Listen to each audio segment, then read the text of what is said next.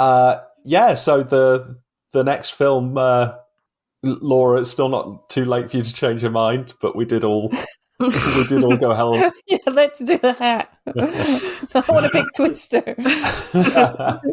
So we all watched The Swimmer, 1968. Yes. When did you come across this, Laura? It was on Channel 4 one day, just on live TV, and I thought I'll shove this on just for a bit of background noise. And it was at the scene where him and Julie are at the pool party. Mm-hmm. Yeah. And you come into it, you think, well, this is a normal film. I'm a little bored. I don't really know what's going on. Oh, he's had a bit of tension with some guy. And then suddenly they're in slow motion jumping around a horse paddock. Yeah. And I was like, what is this? Oh my God, this is brilliant. This is going to be really fun. I was enraptured from that. I thought, well, what a weird film. I thought this was just a normal, boring suburban 60s film, but how wrong I was. It's clearly some kind of surrealist masterpiece. So I just hooked in from that point, and then when I finished it, I went back and watched it from the start, and then I rewatched it for this. And I've just been thinking about it ever since. It started off an absolute obsession with Burt Lancaster, who I'd never seen in anything before. Oh, that's what started your Burt Lancaster thing. Yeah. Right. I assume this was the reason you'd watched it is because of the Burt Lancaster thing. But no, never come across him. Oh, the tail wagging the dog. Excellent.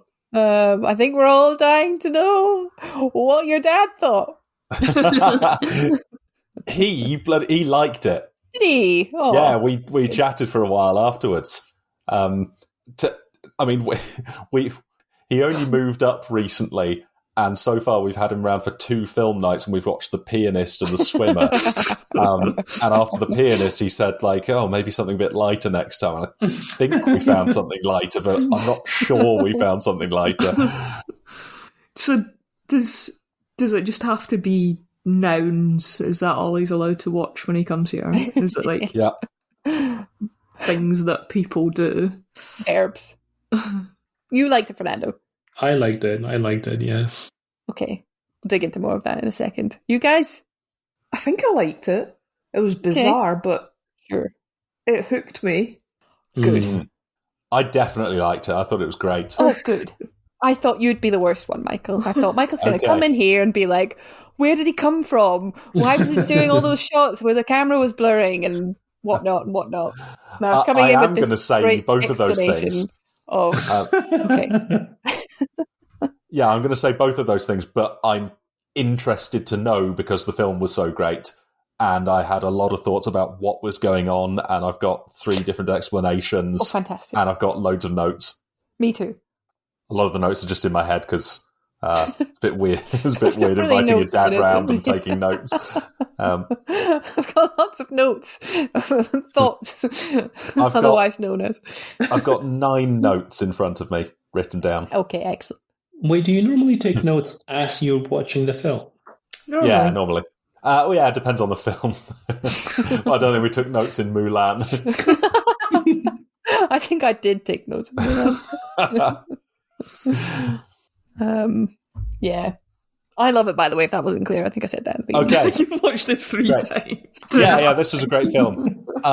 So much going on. So, Burt Lancaster, what was his name? Ned. How could you forget? Ned. Every time he showed up anywhere, the women were like, Neddy! Neddy! I haven't seen you in an age! No. Decreasing amount of time as the film goes on. Why are you touching my bum? I love the way he greeted all the women by just being extremely handsy with them. Yeah, but even that was just told us so much, and they did so much with it. There was so much going on in this film. Just like you, again, we didn't really look into this. We just put it on from the start. I thought it was going to be a sort of silly comedy about a guy like going through all the different pools, and he was going to meet interesting people along the way, and they were all going to have something satirical to say about American life. But then it turned into that. Can we just address the fact that he wasn't actually swimming across the county, and that was a ridiculous premise? Yeah. What is it? They set it up as if it was this like profound thing. Like, oh yeah, the now all the swimming pools are connected. Yeah. The Lucinda River. I'm going to do a length and then carry on running. All right, okay. Got that off my chest. Where's your sense of adventure?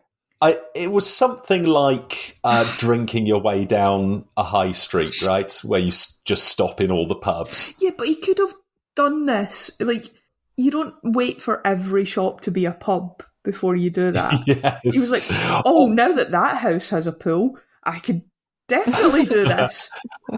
I feel like if every house did turn into a pub, it would feel like a more tantalizing thing to do. You'd want to do it more if it was all of them. And I think he at least went from one person's property to the next person's property in a sort of unbroken chain, although then there was the public pool, which didn't really fit into that. No, so it was a little daft, wasn't it? I always got pissed off about this with people who will claim they cycled around the world. And there's a Guinness World Record for how quickly you can cycle around the world. But no, it'll be, even if they do, it's impressive, right? They'll cycle from Paris all the way down to the south tip of Africa, but then they'll get a ship to the next place. And the ship will happen to take them to somewhere that's halfway up South America, and then they'll cycle up until somewhere in Colombia, and then they'll get a plane to Florida. And what they're doing is cycling a lot of interesting places in the world, but there's no sense in which they're going around the world. Maybe they're cycling on the deck. Maybe they've got a little foot pedal thing on the plane. Yeah, what if they are making the ferry go? If that's true, then yeah, that would do it. Yeah, they're powering the ferry. Otherwise, yes, it's a very misleading thing they're claiming. Okay. And they should be content just to do something reasonably cool. I don't think that was the thing he was most delusional about. I think you're right. Yeah. Wait, there were more delusions? I thought the rest was all straightforward and simple narrative. Oh dear. Narrative. Right, okay. How do we tackle this? It's a tricky one. Well, you said you had 3 theories. Shall we? Yeah, I've got 3 theories. So that 3 theories to answer the question, what was actually happening here? Because it was all very dreamy and all a bit weird, and none of it quite seemed to make sense. So I've got three interpretations as to what actually happened. Can we set out just a brief description of what the film is? Yeah, I think that's a good idea. Just very briefly. He's swimming across the county. Each pool he comes to, we get a little bit more about his life that indicates that he's so happy-go-lucky in the beginning of just being this charming, seemingly affluent person, and then just these hints are being dropped that people keep being like, where have you been? And it becomes clear that he's not been around for 2 years. And that other things are weird. People are surprised when he talks about his wife and children and things like that. So yes, it's an unfolding kind of situation. So go ahead with your theories. Yeah. So yeah, it's unfolding and things are off. And he's making reference to people like his wife and his children who everyone else seems to know something about them. And that thing becomes clearer and clearer as we get towards the end. That what he's saying doesn't quite make sense, and he's not in the position he thinks he's in. One option is this all really happened. That this is actually he did turn up at someone's house in swimming trunks and greeted them, and they all talked to him and had these conversations, and it ended with him arriving at his house, which is really there and has really been rusted up because no one's been there in years. This would have to be he's been in an institution, or he's got amnesia or something like that. That in this one, the question of where did he come from, how did he turn up at the first house, is an odd one. It feels like it must be something like he's been in an asylum or something, and he's either escaped or been released, and he's encountering these people that he used to know. The second option for me Wait, before we move on, if he's just come out of an asylum, how was he in such a good shape? Burt Lancaster is not like the rest of us. Okay, that makes sense. He Yes. cycled around the world while he was in He there. cycled around the world. Yeah, it's a good question. He worked out when he was in there. Maybe there was a pool there, and that was where he became obsessed with swimming. It was weird that he was obsessed with swimming, right? Yes. No. I feel like swimming. they dropped in. Yeah, we all like swimming, Michael. I like swimming. They dropped in a few like lines that sort of hinted towards some relationship with swimming. Because he was like, remember when we were children and we used to swim in that river just up and down? What a glorious time that was. Yeah, so maybe that was why he was fixated on swimming. This reversions to his childhood. And yeah, so that would be somehow more relevant. Yeah, that would make more sense if this didn't really happen. If this wasn't really presenting a real thing that happened. Right. And that takes us to theories 2 and 3. Theory 2... does anyone want to interject anything else? No, please. We can come back to I've all got of my this. own theory about theory 1, which is the same theory, but I would just add to it. But let's do theory 2 and 3 first, and then we'll come back. Okay, theory 2 is he's dying. Oh, okay. Oh, He interesting. Dying of one thing or another, and basically this is him dreaming. Something like his life is flashing before his eyes as he's about to die. Oh. This makes some sense, and I think that this is probably my favourite of the 3 theories. As he goes and meets all these people in their houses, they are people from later and later in his life. Aye, that was It's my even born out. theory. Yeah. We talked about this briefly. Stealing my theory. And so normally Claire and I literally don't say a word about the film to each other, but because there was a third I can see person why. there, we didn't think we could really be like, okay, you need to go now. We're not talking to you about this film. We'll talk to you when we've had the podcast discussion. Yeah, so the different people he meets, as Claire quite rightly says, were from later and later in his life. In the first house, they're his childhood friends. Yeah. Later on, they're like people, I don't know, people he knew from college. And we get later and later, and we see like someone he was recently having an affair with. Yep.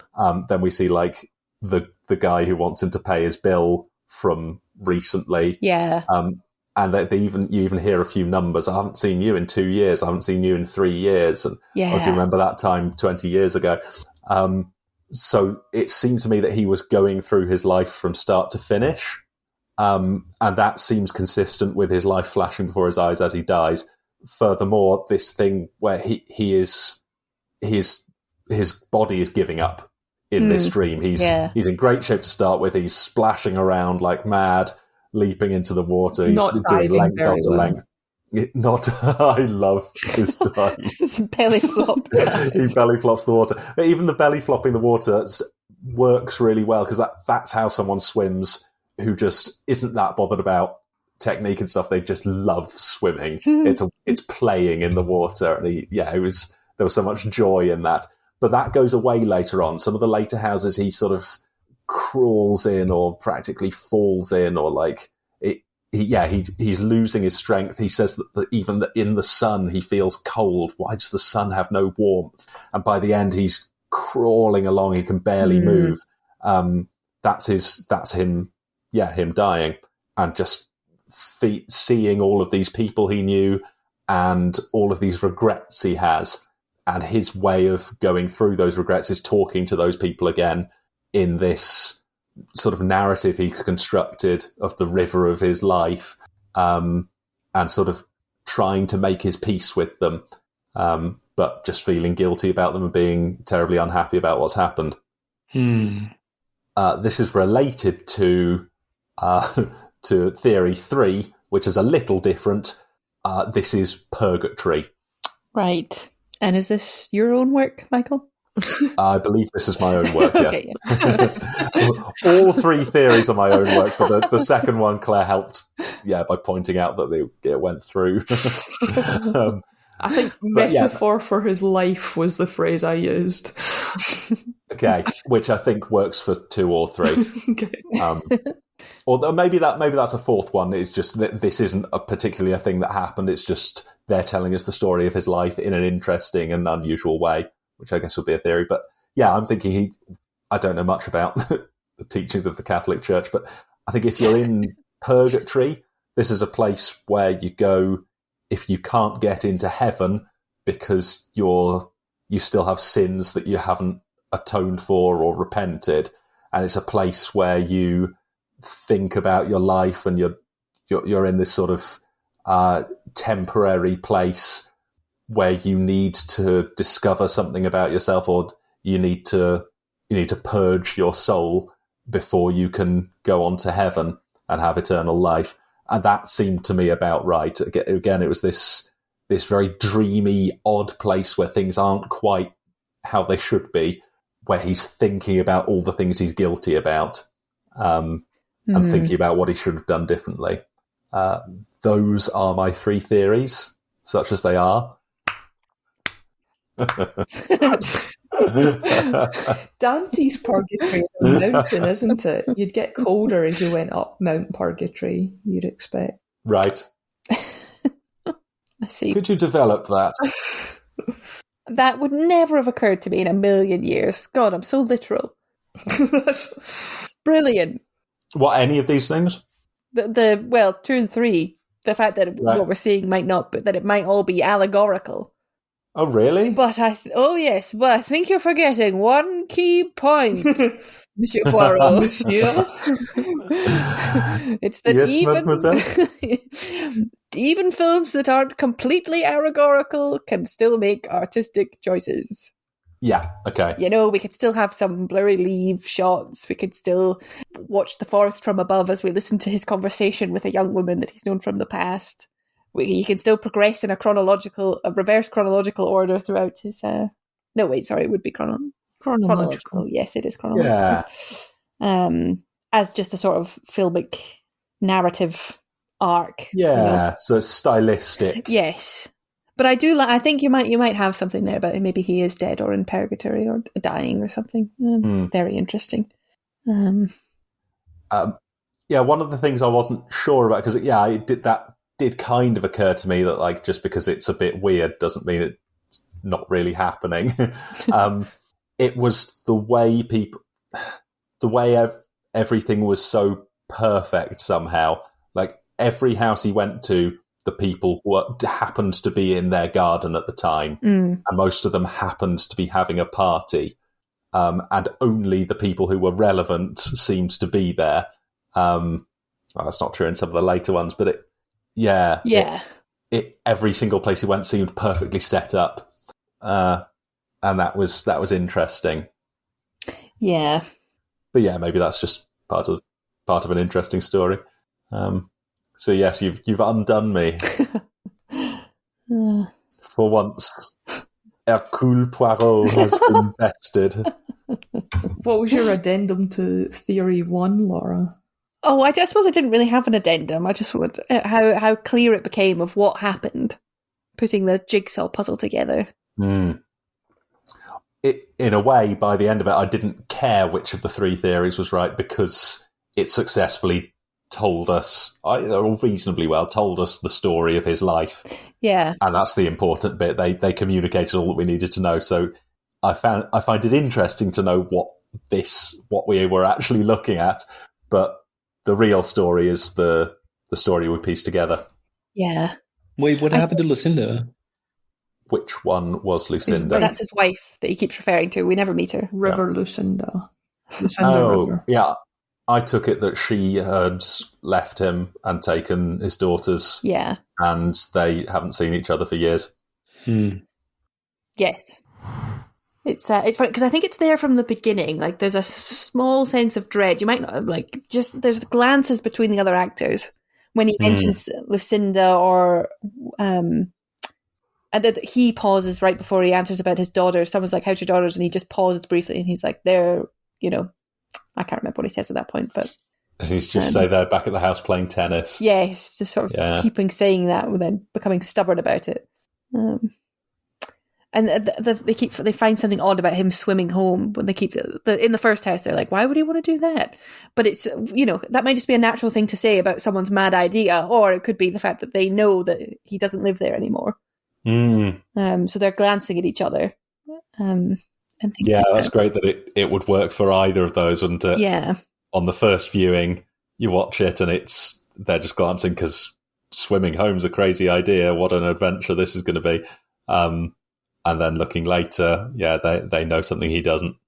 Yes, exactly. And in every house, there's something like that. And even in the second house, the woman that he meets, she's just sort of rambling to herself because she can tell that Ned's not really listening, where she's like, I've got everything I ever wanted. It's funny how things turn out, isn't it? Sort of implying that things have gone wrong for him. But again, it's so subtle that we don't really... and then the guy coming along and talking about the resale value of his house. Just... I love that. Yeah, I thought there was going to be a lot more of that, just sort of parody of idiotic suburbanites. Yes. But it turned out to be a much more personal story that I wasn't expecting. The guy telling us that he's lost his house. He's selling his house. He doesn't live there anymore because he's selling it. Like he's talking about, well, you must, we get this. Yeah, okay. Yeah, he's talking to him about selling the house, and he's saying, I'm never going to sell the house. Yes. Yeah. Oh, dear. How many houses do we think he visited? I kept track of them. Excellent. How many were there? Well, 8, and then the public pool.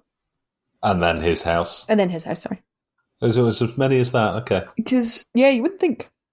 So, on Mount Purgatory, in Dante's Purgatorio, so there are 2... Oh, God, are there 9 levels? There are 9 levels before you get to earthly paradise. Really? Yeah. Wow. Oh my God, you've done it. So there's anti-purgatory. There are 2. Great, I wasted my slow clap. I was sure there were... yeah, right. So each is split or is characterised by the type of sinner who's in that terrace. So he first comes into anti-purgatory, which I think has Cato as his guide. I've just got the Wikipedia page here. So that's called the excommunicate, which I suppose could be people he's lost communication with or something. Then we have the late repentant, then the proud, the envious, the wrathful, the sloth, the covetous, the gluttonous, and the lustful. Interesting. Okay. Now, the lustful could definitely be the person he had an affair with. Was that the last one? He went to the public pool after that. He did. Yeah. It's not going to work. work. That would have been the 9th one. Oh, well. I mean, they don't have to match up exactly one for one, do they? The fact that he's gone through 9... I reckon that was on his journey to heaven. He's gone through 9 levels of what I already said was purgatory. That's good enough for me. Doesn't have to match word for word. Yeah. Yeah, I forget the details of each because it's been years since I read it. I don't know if there was one that was gluttony and... Well, there was like the big party where they were eating all the caviar, wasn't there? Oh, yeah. Mm-hmm. Yeah, and the main thing we were drawn to was the hot dog cart. Mm-hmm. I liked it when he tried to take back his hot dog cart. There was the slothful at the start. The guy's like, "Nah, I'm too old to get in the pool. I don't want to swim." Yes, I had too much to drink last night. Oh, maybe there's some matching up. I think there was only one that was really lustful, which was his woman he had the affair with. Really. I mean, he was pretty lustful over Julie, the young woman who used to be the babysitter. Yeah, but it wasn't. He somehow wasn't openly lustful. It was. Yeah, I see what you mean. Like he wasn't trying. He was being lecherous and creepy, but he never made a move. Like he was. Yeah, exactly. He was grabby. Your Honour. I mean, if we're allowed to, if being grabby is enough, that was about 6 of them. So, what was the one where he just the introduction to the scene was him slapping the woman's bum before she knew he was there?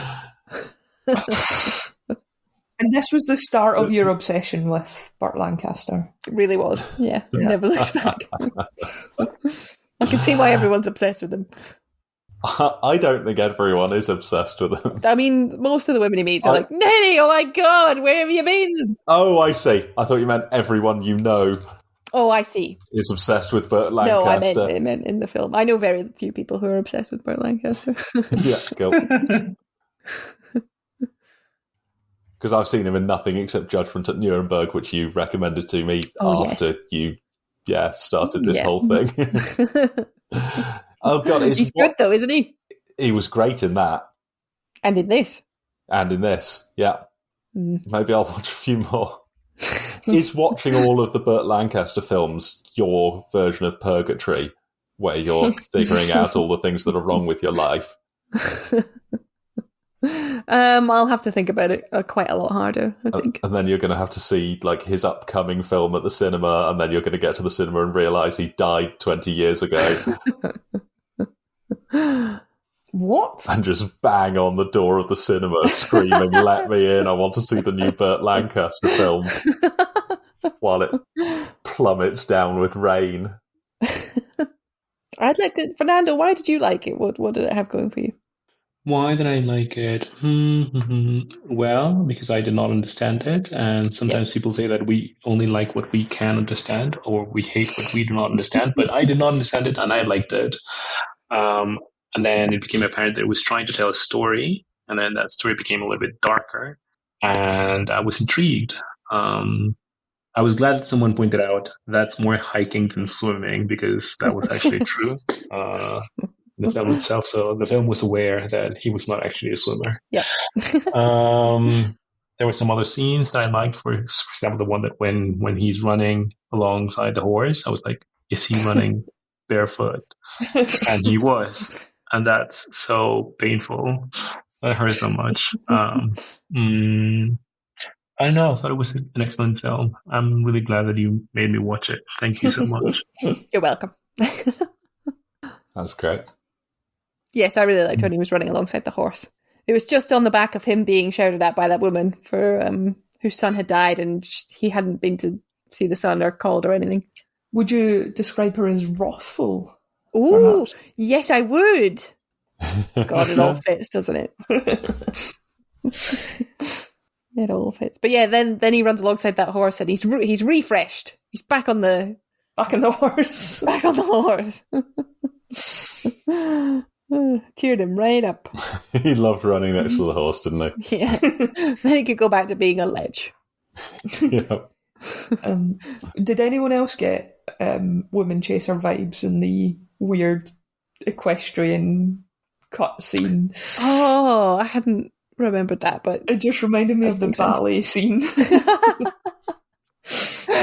Yes.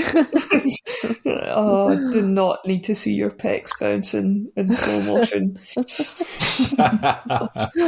That was my favourite scene. As I said, that was what hooked me into the film when I first watched it. I love that scene. I don't understand it. I don't know what it's trying to do, but it's just bizarre.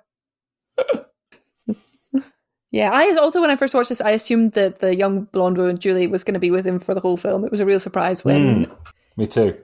And again, came into this thinking he was like just a really charismatic, great guy. And then he's being such a creep that it's... Yeah, you're like, oh, this is... What a complex man. He's just going to keep saying madder and madder shit as he goes on. He starts by having fairly normal conversations with people, and then he just starts. And then it just... his dialogue... just becomes madder and madder. Yeah. It my favorite. Can I tell you my favorite line? Sorry, I can't. Please. I'm a very special human being, noble and splendid. Yes. When did he say that? He's just chatting to that woman at the big pool party, and she's like, "Oh, you're like every other guy." Oh yeah. And he's like, "No, I'm not. I'm a very special human being, noble, splendid." That's the last message you send before you get ghosted, right? I also enjoyed, on a 10-point scale, how would you rate him in bed? Yeah. Just nuts.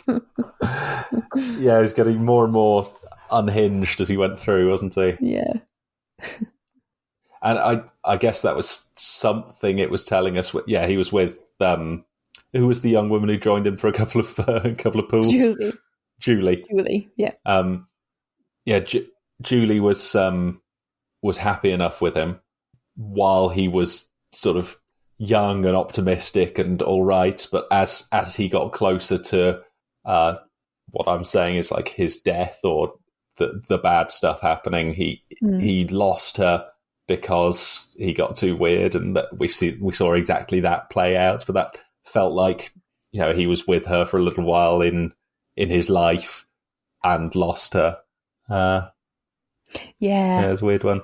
Interesting. I also thought he had all the way through, he was either looking for a lover or he was looking for a daughter.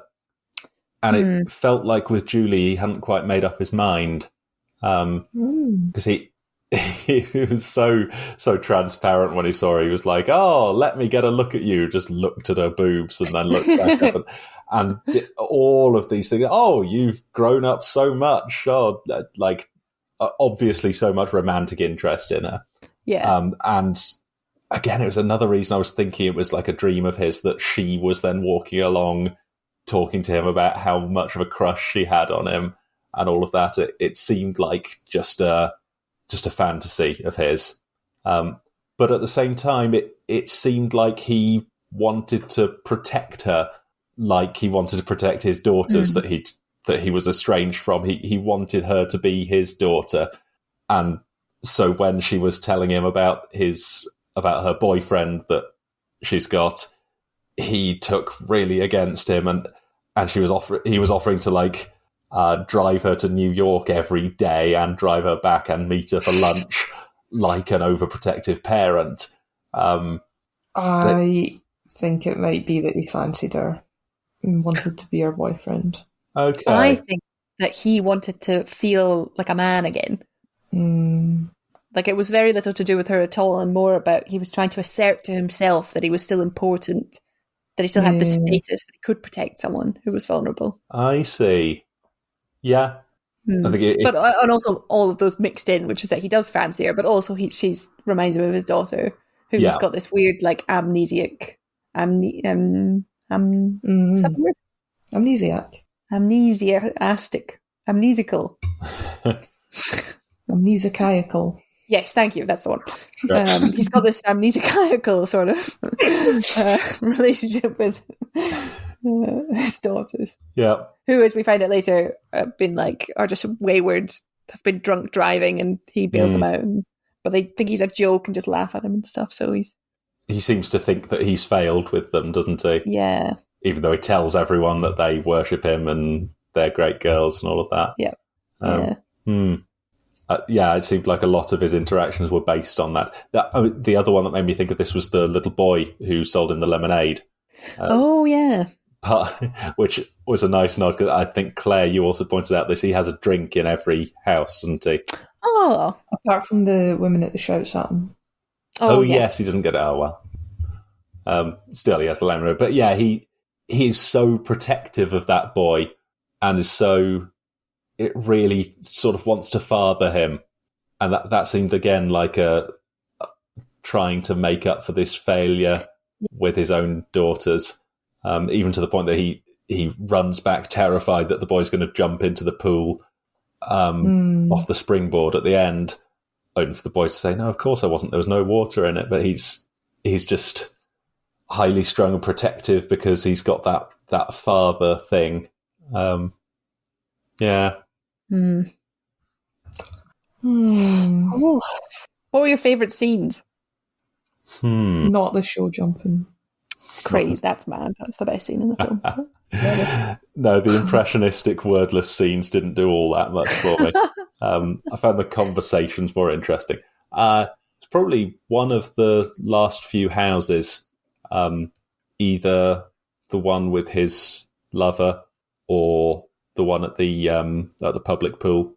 I think because at that point they were giving us a lot more of what actually happened. Yeah. There'd been a lot of build-up, and I was ready for this to be a slightly shit film where they just throw a load of stuff at the wall and then don't tell you what it meant. whereas in this, they really, it all did make something, and they did actually tie up these loose ends of why are people acting so funny with him, and so I like those where you're actually getting what had happened. I liked all the scenes where he didn't die very well. He just sort of belly flopped. Every one of those was great. The belly flopping was fantastic. Fernando, did you have a favourite? I think, like Michael, I think I might have liked when he is at the house of the lover with last year's swimming suit. What was the cocktail they were drinking? We've never had that one, Michael. I meant to look this up. It wasn't called a bullseye. It was something like a pit bull or a... Yeah. Oh, I need to look it up. Bull shot. Bull shot, that was it. Shall I look it up? I'm looking it up. Oh! What? That bad? Oh, I don't even think I can read it out. Oh my god. What is What it? is it? It is vodka with beef bouillon, lemon Beef juice, and consomme. Worcester sauce. Oh. Wow. You can Yeah, add they were talking about celery Tabasco, weren't top. they? Wow. A nice cold beef drink. You've got to find some substitute. You've got to make this. We've got it. We've got like vegan beef stock. Great. I'm doing that. How Vodka and gravy, please. how bad could it be? How good could it be? It's got. Oh, I like a Bloody Mary, which is just the same thing but with tomato juice instead of beef. Oh my god. Bull shot. Yeah, it's a shot of bull. Mm. oh that's What so is that disgusting. saying? They could have picked any cocktail. They picked a bull shot. That's weird. Maybe they just found the weirdest cocktail they could because they were like, this is a weird film. Yeah, okay. Maybe this is what Oh, they is were that a way drinking of telling before us they it's all wrote it. bullshit? Hmm. Or he's the bull. The old bull. The old bull. And she's a bull too. Another old bull. Two old bulls. We're 2 minutes to the end. We're 1 minute to the end. Yeah. We need to Well, wrap this baby up. basically, this was an amazing film. Great. Oh, I'm so pleased. In fact, 2 amazing films. Mhm. Yeah. Great call. Yeah. Was anyone unhappy with this one? Was anything like, oh, I wish they hadn't done this, or it wasn't good enough for this reason? I thought some of the cutting, like the editing, was Yes. poor. Yeah. And I found that disconcerting. There was one massively jarring one that just came to nothing. I thought it was making a big point. It was when he was talking to the woman he was having the affair with, and then the camera angle just changed and the lighting was totally different. And her hair was different, and we looked at each other. We were like, "What?" And then, but they were just carrying on in the same like halfway through a sentence. Yeah, I've heard people say that cigarettes are an absolute bastard for continuity. Yeah. Well, it's a good job she lit one and then immediately put it back out again. I didn't notice that. It was just after the ridiculous cut scene. There, ridiculous cut. We just talked about. That's great. Wouldn't change a thing. Perfect film. Perfect film. Excellent. 5 out of 7, perfect film. Would you really give this like a 5 stars out of 5? Yeah, I already have. Check my letterbox. Right, I'm going to have to. Did you see the end coming? Just out of interest. Yeah. By the time Like we got there, I think it was clear what was going to happen. Yeah. Or at least that was the obvious end, that he was going to turn up and it was abandoned. Yeah, that makes sense. How about you? Pretty something like that. I'm not sure I saw the full drama. I didn't visualize like the pouring rain and him just staggering and limping and then beating the doors and weeping, and that came as a surprise. Yeah, I guess that detail wasn't obvious. Yeah, I thought perhaps it was going to be his wife and daughters were there with the new husband. Oh. Interesting, yeah. And she'd got to keep the house, and he, as part of his mental break that I thought he'd had forgotten that. That would have been cool.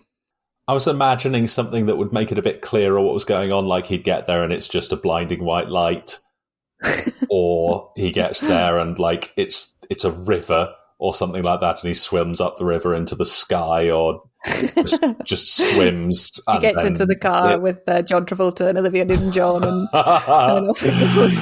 Lava, lava, lava, chidiggity ding dong, together forever.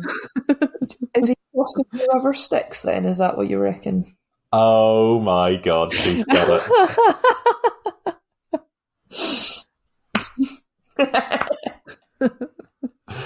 Now, I honestly believe that they based this on Dante's Purgatorio. I think that was a strong motif. I think there's enough there. Not that it's like a word for word like translation of Dante's Purgatorio, but that they meant for it to be. They picked it to be 9 deliberately, to be the 9 levels, and that he's in purgatory. That's what I'm going down on now.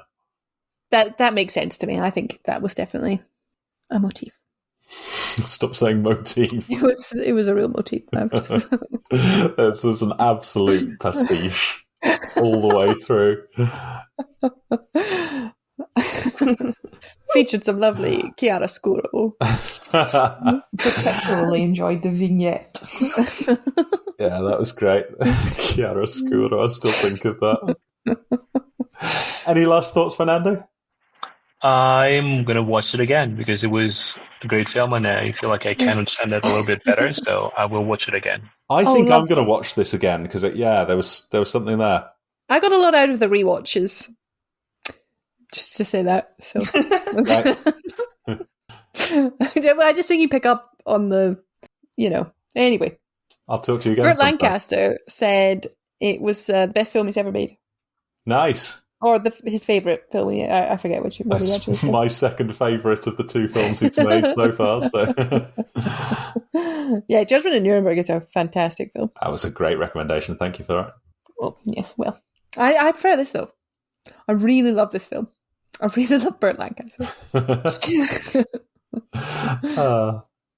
Yeah, thank you. Excellent. Cool. Yeah, cool. Thanks for the double bill. We shouldn't double bill. It's nice that it worked out like that. I'm glad. Nicely paired films, in a way. If you're going to pair something with The Pianist, curiously, you can't have something equally depressing, but you can't have something too light either. Yeah, I'm glad we didn't watch Zoolander after it. What if, for our next meeting, we watch 4 films and discuss them? I've been saying this for years. We should have a monster weekend. The next time. In a few years' time, when my life circumstances are a little different, I'd love to do that. 4 films, 4 hours. All the Twister films. That would be great. Yeah, I can't recommend Twister enough. When Heather's left home, we'll do that. Well, a couple of years, she'd be ready to watch the Twister films, I think. I wish you can join. I didn't think of that. She might not be allowed to watch television yet. Yes. When she's old enough and responsible enough to watch television, she won't be stupid enough to want to watch the Twister film. How dare you? It was written by Michael Crichton. Oh, well. Executively produced by Steven Spielberg. Oh, executively produced. Well done. That says it all. You can tell. If it's me next, I'm picking Twister. I'm just telling you now. Okay, it's definitely not you next. Oh no, we're all back in. Actually, aren't we? It could be. Oh, great. Sorry. Do you want to? What do you want to do? Do you want to end the meeting? Yeah. Oh, yes, of course.